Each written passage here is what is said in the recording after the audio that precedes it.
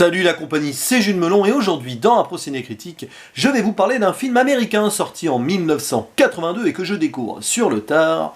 Tootsie, réalisé par Sydney Pollack et avec au casting dans le rôle principal un certain Dustin Hoffman qui interprète d'ailleurs deux personnages dans le film. À ses côtés nous retrouvons Jessica Lange que vous avez pu apprécier dans le King Kong de 1976, Terry Garr, Bill Murray qui joue un rôle secondaire mais on est content de le retrouver là. George Gaines, tiens, qui joue le père adoptif dans la série Punky Brewster. Je me suis rappelé des choses de ma jeunesse, là. Et aussi, citons les débuts au cinéma d'une certaine Geena Davis. Alors, avant de faire le synopsis et de dire ce que j'ai pensé du film, pourquoi l'ai-je vu? Pour deux raisons. Même trois, parce qu'en fait, j'aime beaucoup le film Mrs. Doubtfire avec Robin Williams et je sais que ce métrage l'a un peu inspiré.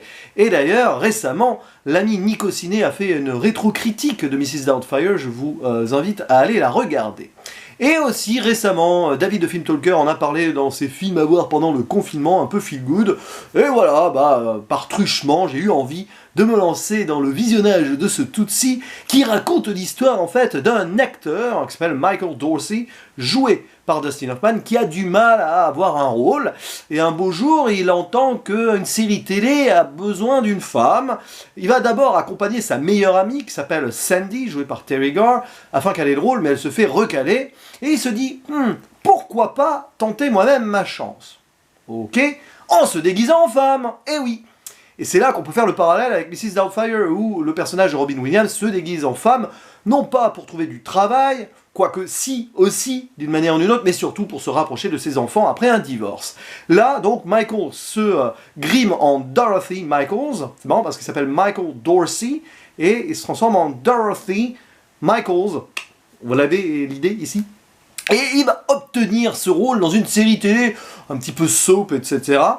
Et alors, miracle, ça va être un franc succès, il va devenir la coqueluche des fans, et évidemment, tomber amoureux d'une des actrices de la série, jouée par Jessica Lange.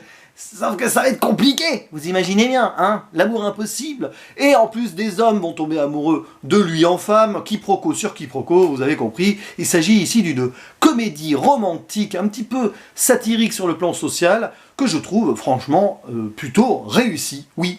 On s'amuse bien, c'est assez rythmé, les relations donc entre les divers protagonistes prennent, puisque c'est des relations au pluriel, prennent plutôt bien. Et on voit l'évolution donc de cet homme devenu femme, et en devenant femme, il devient un meilleur homme, peut-être, parce que voilà.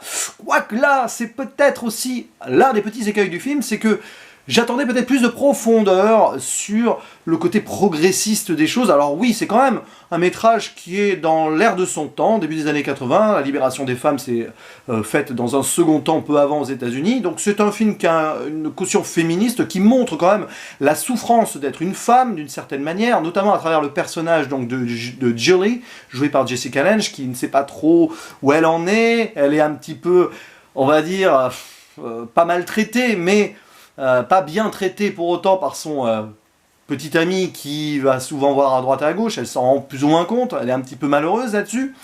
Et ici, c'est plutôt bien traité, mais j'aurais préféré que ça aille plus loin, surtout dans la construction de certains personnages. Mais sur le plan, on va dire, émotionnel, ça passe. Évidemment, il y a des scènes qu'on voit venir de très loin, le scénario a beau être bien écrit, il n'y a pas de surprise, hein. C'est cousu de fil blanc, ça avance, et on sait où ça va nous mener.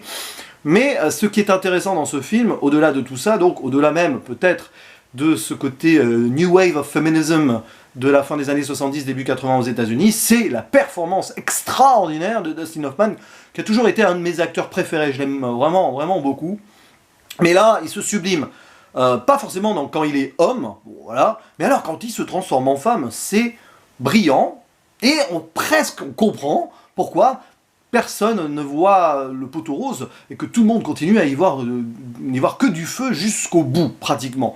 Et c'est vraiment intéressant là-dessus, parce que bon, il est super bien grimé, bien maquillé, évidemment, mais la performance qu'il fait lui-même dans le film, d'ailleurs c'est un film méta, voilà, il y a un acteur qui joue un rôle dans le film, et ben voilà, ça marche super bien. Et c'est pas étonnant d'ailleurs que ce personnage devienne une sorte de d'égérie de beaucoup de femmes à travers cette série et tout. Un petit peu comme Mrs. Doubtfire d'ailleurs, dans la fin, bon voilà, je vais pas spoiler le film de Chris Columbus sorti dans les années 90, mais voilà, il y a aussi ce côté-là, bref, voilà.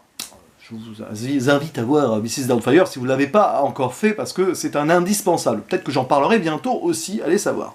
Bref, ce Tootsie, en même temps, était très avant-gardiste pour l'époque, parce que ça montre le travestissement, c'est pas évident. C'est pas le premier film qui le fait, il y a eu certains Lem Show avec Marilyn Monroe, qui est clairement aussi une inspiration de ce film, mais ici ça le fait de façon plutôt intelligente, à des fins pour avoir un travail, mais après on voit qu'à travers certaines relations, le personnage principal prend conscience de certaines choses. Et bon, il y a le final qui est très intéressant, je vais rien en dire, mais le climax, voilà, qui m'a rappelé d'ailleurs dans le moment, enfin, je peux pas dire grand chose, j'ai pas envie de spoiler, mais le moment, donc, on va dire, de cette arrivée du final, dans le montage, ça m'a rappelé un petit peu le Truman Show, pour la construction cinématographique. Voilà, sans en dire plus, parce que je veux pas spoiler ni ce film, ni The Truman Show, mais sur voilà, le côté grand final, il y a quelque chose comme ça, avec beaucoup de tension, où on est là, ah ouais, et ben c'est un petit peu ça, là aussi. Bon,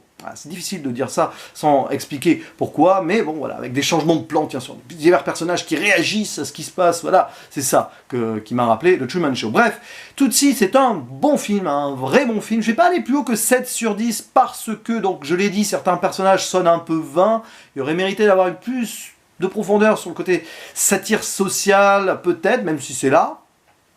Et, ouais, scénario assez prévisible, mais franchement, c'est quand même super. Tous les acteurs sont bons, d'ailleurs, il n'y a pas que Dustin Hoffman, la mayonnaise prend bien, et on passe un très bon moment. Voilà, un 7 sur 10 donc.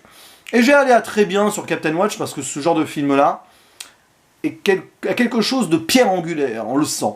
Même si il a été inspiré par d'autres avant, et qu'il en inspirera après, oui, mais il y a quelque chose, voilà, on sent dans l'ambiance que ce film marque et compte. Voilà! C'est tout ce que j'avais à dire sur ce Tootsie. Je vous dis à la prochaine. Ciao.